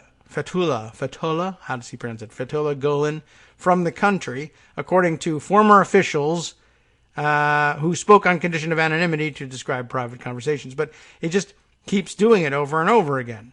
Turkey has demanded the United States turn him over to stand trial on charges of plotting the 2016 coup attempt against Erdogan. That's the charge anyway. I don't know whether there was any other long-standing enmity between the two of them, but that's the charge on which they seek his return. And of course, you may remember in our discussion yesterday, just to loop it back to the 2016 coup attempt, it was during that coup attempt that President Erdogan apparently exercised the authority to shut down the power to Incirlik air base in Turkey, which is where we're allegedly still maintaining security over the 50 or so tactical nuclear weapons that we have left somehow in Turkey that may or may not still be under our control and may or may not be removed from that air base. And just a good reminder that apparently Erdogan has the ability to turn the electric power on and off at that air base, where we are undoubtedly depending on some source of electricity to help with the defense of those nuclear weapons, all happening just 250 miles or so, I guess a couple hours truck ride through the countryside for any one of the 11,000 escaped ISIS prisoners now nearby and hating Turkey, and as always hating the United States, and as always interested in getting their hands on a nuclear weapon. So, that's just sort of an interesting thing. Yes, that's right. Isn't that exciting?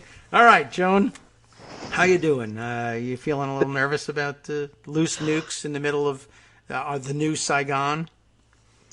A tad, yes. Yeah, all yes. right. Which, this is why NATO has Turkey as a member, basically. Yeah, not because everyone was excited about, how awesome the Turkish were, although they do have a very large army.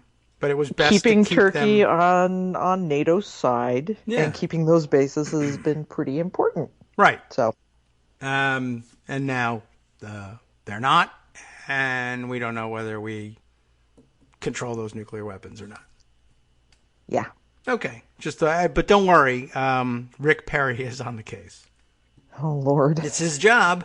So between Rick Perry and Mike Pompeo, those are the heads of the departments who are supposed to be working out the plans for what the hell to do, whether we're getting those things out of there or not.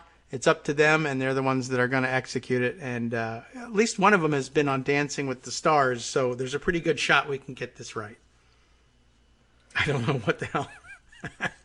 I don't know what that means or what we're supposed to do about it, but I'm just thinking every time I think about something like that, and it's such a sensitive issue, and nuclear weapons are at stake, and possibly loose nukes and nuclear terrorism, and then I think of that GIF of him, skipping into the stage, skipping, that ought his to do pink it. Okay, outfit. Fantastic. So.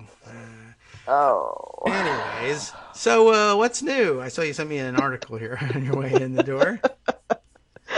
That's just one thing we can talk about. Okay. Trump tax fraud. Oh, yeah. Oh, never before seen Trump tax documents that probably have never before seen fraud. The likes of which has never been seen, as he loves to say. But which Michael Cohen kind of testified about last February. Ah, okay. Well, the sets of books he keeps 2 sets of books. Yeah. On properties in Manhattan. Huh. One for the tax man, one for lenders. Inflating the value of his buildings for lenders, deflating the value of them for property tax purposes. That makes surprise. Yeah, that does seem familiar. We just haven't seen the second book. Or either of the books, maybe? We haven't seen the full documents. Okay. And we still haven't seen all of them. ProPublica got the property tax records through New York's Freedom of Information process. And some of the others are public already. So okay. Very so this is what we know. He's tax fraud, basically, which is of course criminal. You can't say that full out until it's proven in court, I guess. But so don't. All of the real estate professionals and legal experts that ProPublica talked to said, okay. When the former Attorney General of New Jersey said, if I was a prosecutor, I'd really want to get my hands on this stuff. And now someone has. And someone has. But they're ProPublica, not prosecutors. However, yes, they know where they are. The House Oversight and Investigations Committee under Elijah Cummings is trying to get them. Trump is fighting the subpoena. Can I just ask ProPublica for them? Is that allowed? I know. They found him. I mean, maybe they don't want it. Maybe there's more documentation from his accounting firm to establish that yes, the accounting firm did do this. Did sign and submit fraudulent documents. I guess you would want confirmation of that. I don't know how ProPublica would feel as journalists about turning that over. I don't know whether they feel like, I guess if they got it from a government source, they probably wouldn't have a big problem with it. But if they got from a confidential source, they much published it on their page. So, yeah, right. There you go. It's public, I guess. So there you go. Yeah, you can. You don't want to give it to you. You can read it. That's it. They just want the committee to subscribe. You have to give us $20, and that'll do it. Yeah. Okay. Well, I guess that's a good start. You have to subscribe. You can just get it. Okay. So that's good. It's not behind the firewall. So that would be that's the second major journalistic expose of Trump tax fraud, essentially. There was the family practice of fraud that was documented by the New York Times some time ago, and now this, the two sets of books. All right, well that's an interesting start. We of course are bumped up against our third break, which big music, but we'll take that now and plot our path forward either through this or maybe it just rates a mention. I don't know whether you want to. So just throw it on the pile, okay? Okay, yeah, right, sure. Okay, so we'll add that to fuel to keep the fire going, and we'll see whether we spend more time diving down into it or if we're all just still reading it. We'll be back in 2 minutes with that and much more, I'm sure. Hi, it's me, David Waldman, your host for Kagro in the Morning, with a brand new interruption to say thanks to all of you who support the show.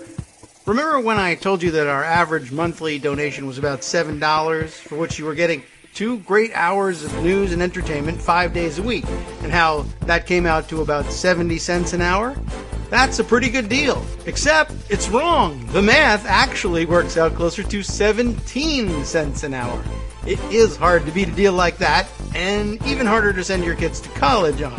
Thankfully, Patreon.com makes it easy to make that work. Patreon, Patreon.com, is the simple, secure way to make recurring monthly contributions to support our show. Just search for me or the show name on the site, and they make it easy to crowdfund the show so that the power of our numbers can keep the show going for just a few bucks a month. Once again, thanks so much for all your support.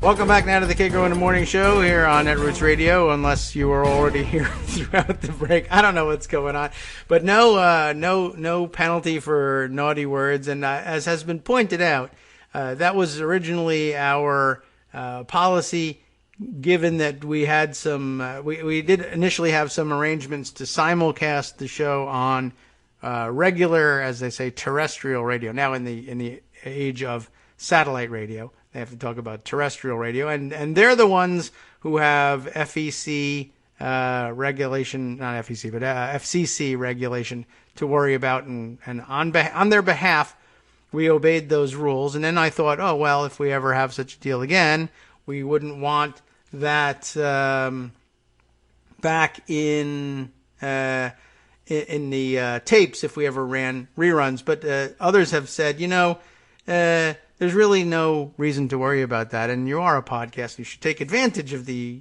ability to express yourself however you want. And I still haven't really reconciled with that. It seems like, in the morning, it's not like kids are listening. No kid would want to listen to this show. It's too political, and it doesn't have any cartoons in it at all. But I'm sure there are some precocious ones, but then they've probably heard these words before. And I don't know, maybe probably heard these words. Yeah, maybe we should let loose. And one of these days, we'll reverse that decision. Some effing day, we'll get around to doing that crap. And Trump's likely to be the one who drives us to it. Yeah, oh, absolutely. And it would be so much more fun in many cases. But, we're trying, I don't know, maybe it's just a democratic thing. We're trying to prove that we can have civil discourse, even that I'm just faking, quite honestly. Yes. So, okay. I have to mention, I heard your one British family being humiliated by Trump's story. Yes. I wasn't aware if you'd heard the other story about the British family picked up by Border Patrol. No. Yeah, this Really? is a heinous story. They were driving, they've got young couple with children who have family in the area, driving from Vancouver, BC, east, right at the border. There was an animal in the road that it was probably a moose, and you don't want to take on a moose. Yeah, sure. They made the mistake of going south rather than north to avoid the animal in the road, and crossed the border and were immediately picked up. What? Despite the fact that they had visas allowing them into the U.S., they illegally crossed the border, so Border Patrol picked them up and incarcerated them. Are we talking about crossing the border by swerving in the road? Now. Wow. I don't know anything about this. Had them in detention in Washington State, in Tacoma, and then flew them to Pennsylvania and put them in detention. Threatened to take away the 3-month-old baby because they said it's, not appropriate in this facility we have in Pennsylvania to have a 3-month-old baby. So we'll volunteer to separate him from you, which of course they said no, even though the facility was not appropriate for children. It was filthy. It was cold. They didn't have the supplies they needed. This is just the most horrendous story. Very odd. I'm looking at the Washington Post write-up of it. Is the way they put it, this animal in the road, forced them to make an unexpected detour. But I was sort of thinking, like, I mean, if you swerving in the road, is the road the border? Like, they didn't just swerve around; they turned off the road. Yeah, it's the road Even is so. right there at the border. Yeah, but they went around, like, was this animal napping in the road? What was going on? That part's not clear. Yeah, but, I don't know. You know, the part was the point is they weren't Right. intending to illegally cross the border and smuggle. No, I don't Right. know, crumpets I guess so. to the U.S. Yeah, that's pretty amazing. I don't know why they would. I don't know why anybody would do that. I mean, like, you're trying to provoke a confrontation with the UK, and I mean, does Boris Johnson hate them? Is that the problem? With the UK, another confrontation with the Yeah. UK. What a strange thing. And I don't know. I mean, I guess if you're the cops and you're just sitting there in a car, well, I'm even so. I mean, what? I don't know what to tell you. I don't know anything about this particular border crossing. Are they sitting there waiting for people to come across accidentally, or I mean, Apparently, or not accidentally. But Yeah, you would I guess think they that they think they would are. have the ability to determine yeah, when it's intentional attempting to cross the border illegally and when it's an accident.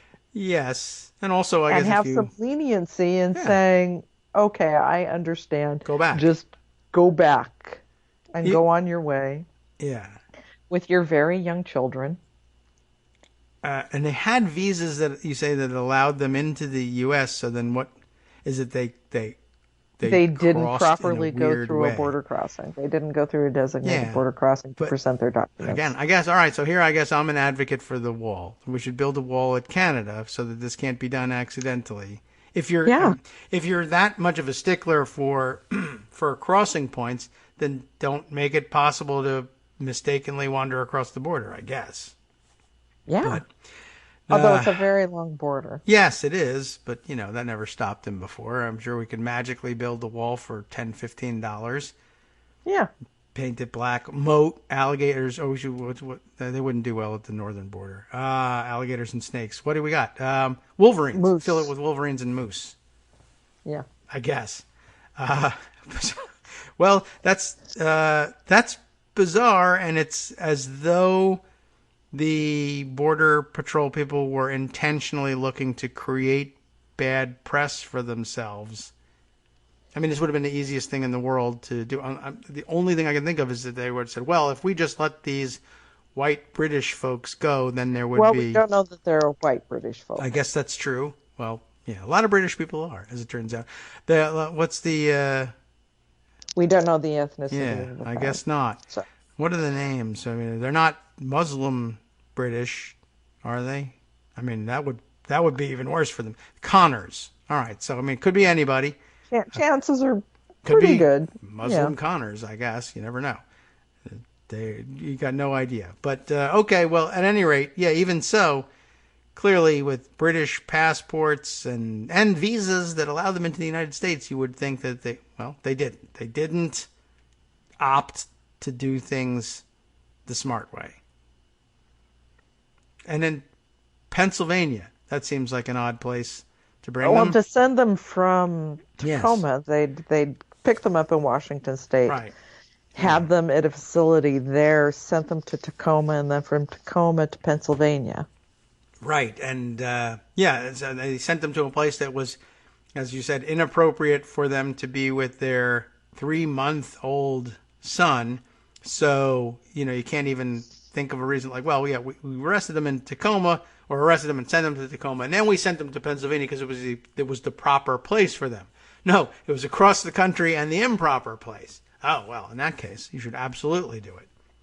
And What this did has that been going cost? on for like 2 weeks. Man, well, they're waiting for that's half of this child's life that's been incarcerated at this point. 3 months old, huh? Yeah. And they have other small children.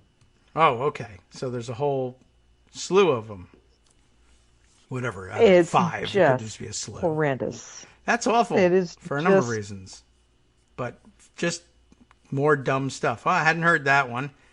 I don't know what to say. I guess they're Very trying dumb. to prove that they're not just going for brown people. Right. I don't Maybe know. they just, this happens. It doesn't matter how it happens. You cross the border, you're in trouble. But it doesn't even make logical sense as an enforcement process to then say, Pennsylvania is the place for you.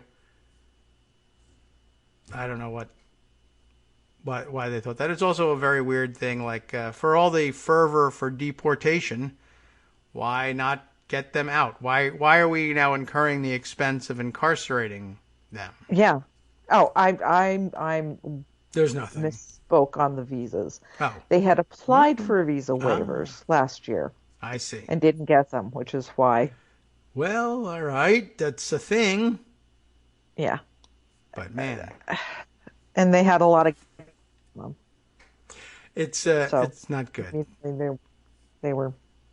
All right. Any word from the British government? Like, please give these people back to us? I haven't heard anything from the British government, which is odd. That's because it's Boris Johnson, I guess. Well, yeah, he's got other things that he's trying to deal with right now, I suppose. But that's why you have ambassadors. And it's very, very disturbing. We could get on Fox News and tell Trump that the best answer is, remember, they came from British Columbia, and they're British, so send them back. And he might think that makes sense.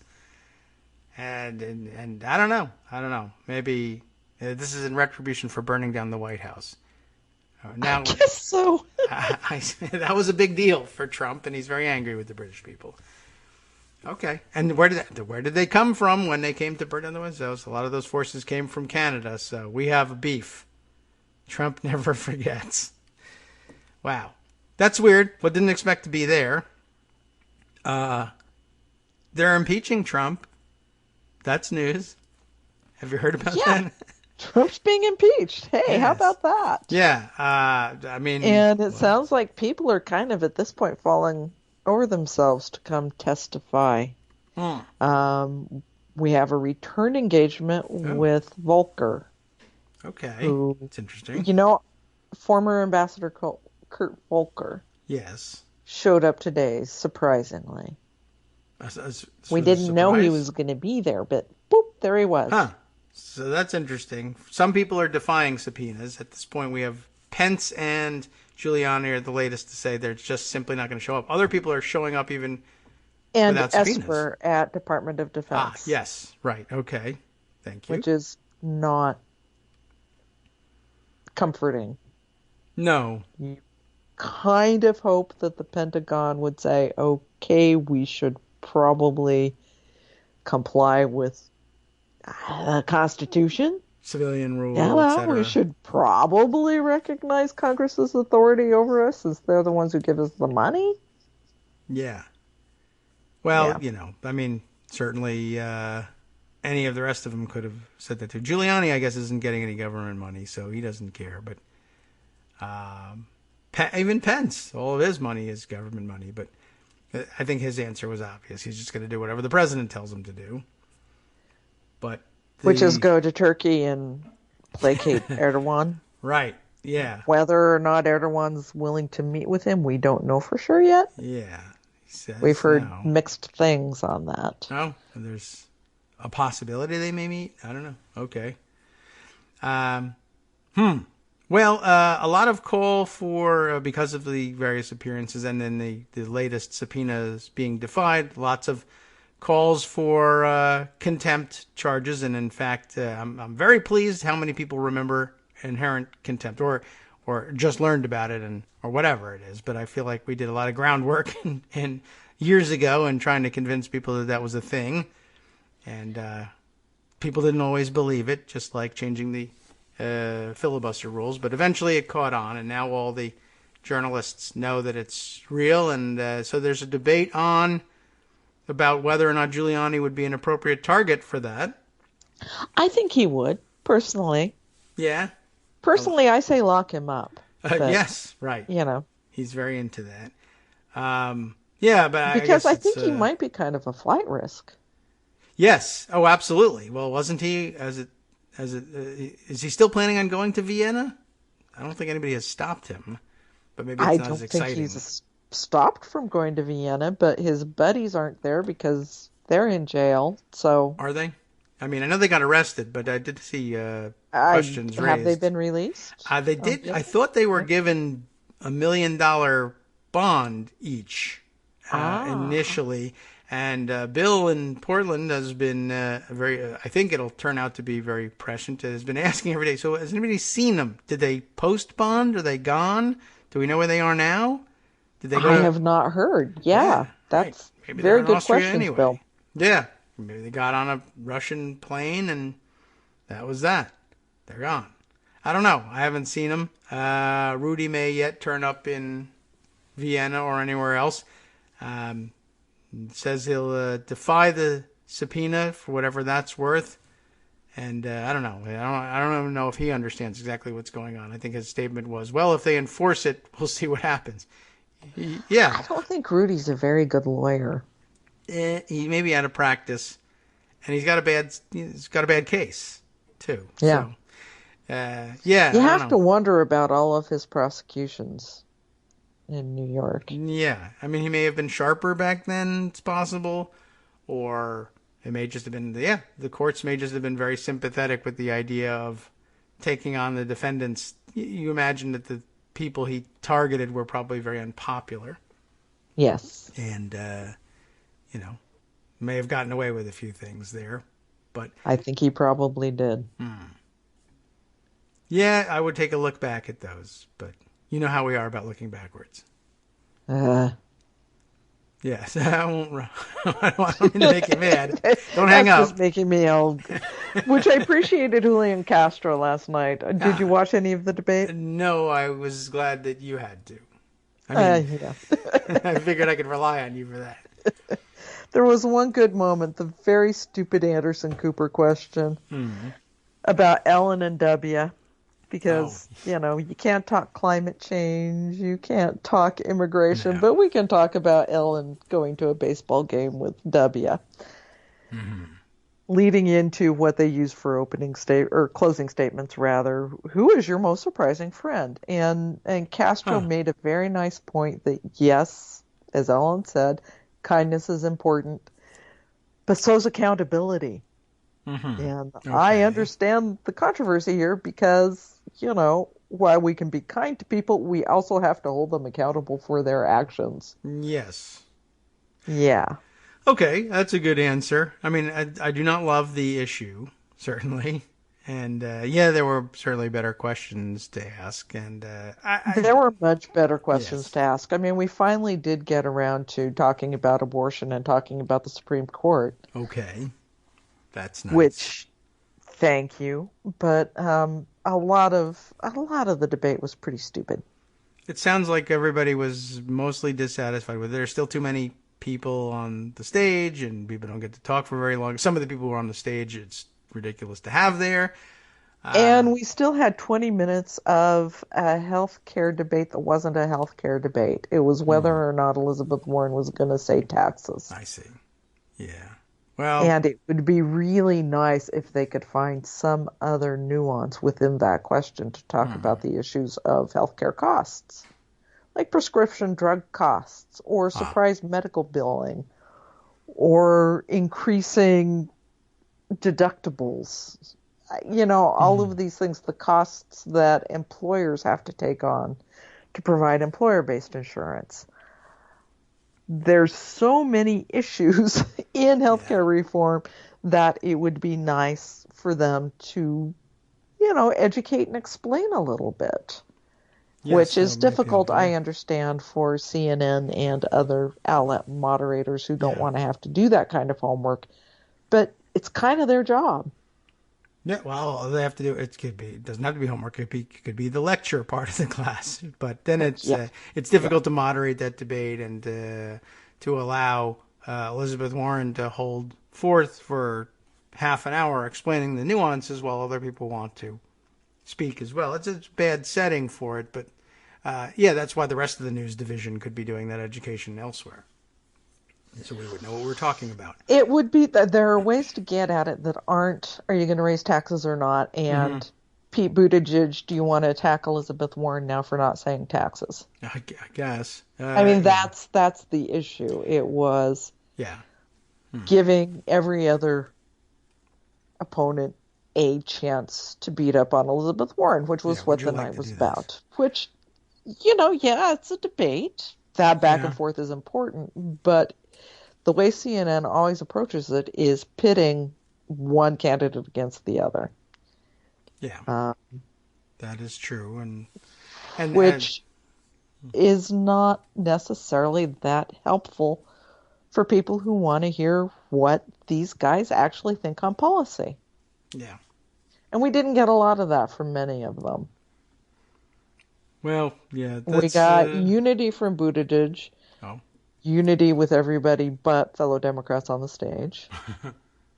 We got Cory Booker, who had a pretty good night, actually, but was mostly trying to be, I think, running for vice president personally. Can't we all just get along? Yang, I'm not sure what we got from Yang, honestly. We never know. He starts talking, and I have a really hard time pulling anything of substance out of the torrent of words that come out of his mouth. Harris had some very good moments, letting the prosecutor out a little bit, which I think is important. I think she's been too managed by her image makers and hasn't let, the full prosecutor woman we always see at Judiciary Committee hearings out. We saw a little bit of that, but she had one weird segment where she just wanted to force Elizabeth Warren to say, yes, Donald Trump's Twitter account should be shut down. And Warren clearly doesn't agree. And she had a weird fixation on that didn't come across well. I guess that's she's staking something out there. And just... I understand it. Beat it a little too hard. It was odd. That was an odd point to try to get Warren on. Amy Klobuchar is from the heartland. Oh, as it turns out, that's true. Yeah. Did she tell anybody? Not this night. She didn't throw any binders or anything. Oh, well. That seems like a heartland value. I don't think Biden hurt himself at all. I don't think Biden helped himself at all. Okay. Who else? Sanders was good. Sanders had a good night. All right. I think probably allayed a lot of fears about his health, although, he's still not young. Yeah, I mean, he wasn't doing it on a treadmill. It was just, he's okay. He looked all right. Tulsi Gabbard proved once again she doesn't deserve to be on the stage. Yeah, well, I don't know how she's getting there. I don't know either. I think maybe Putin's pulling some strings. I have no idea. Maybe. I just don't understand it. I'm not even sure what he's getting out of it. He gets a lot out of any kind of dissent that happens in our democracy. Yeah. Well, I guess he'll just take whatever we get. It's costless to him. So it's like free, the cheapest warfare you can get, I guess. All right. I just don't. I understand that the positions that she's staking out are bizarre and only explicable that way, but she's just not influential. But she's not influential, although I guess she could be positioning herself to be a spoiler.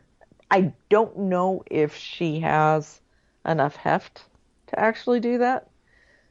To be the Jill Stein of 2020. Yeah. I can't see how. But then again, neither did Jill Stein. I don't know how that happened. Right. Yeah. Yeah. But I guess in a field of 2 or 3, I guess you can do that. Or where there's an extended process under which there's a a two-way duel for the Democratic nomination, so that there's this bitter split. Where there's 25 of them, it's just not going to be effective. But eventually it comes down to 2. Maybe they'll be able to do it then. But I don't know. Possibly. I mean, Possibly. I guess. We don't know. We don't know what help she might be getting from Russia for doing that. So, There we go. Okay. And I had kind of a fun event this week. Yes. The Frank Church Institute, on which I am a board member at Boise State University, hosted Ambassador Michael McFaul, former ambassador to Russia. Yeah. This week, and he gave a really interesting keynote address on just sort of the arc of U.S.-Soviet relations and where we're at right now. And in an hour's time, he couldn't go too deeply into it, but the question and answer period was quite good. And one takeaway that was just kind of fun, leaving the very real possibility that there's a P-tape. He didn't say specifically, but he was asked, what could Putin possibly have on Trump? Okay.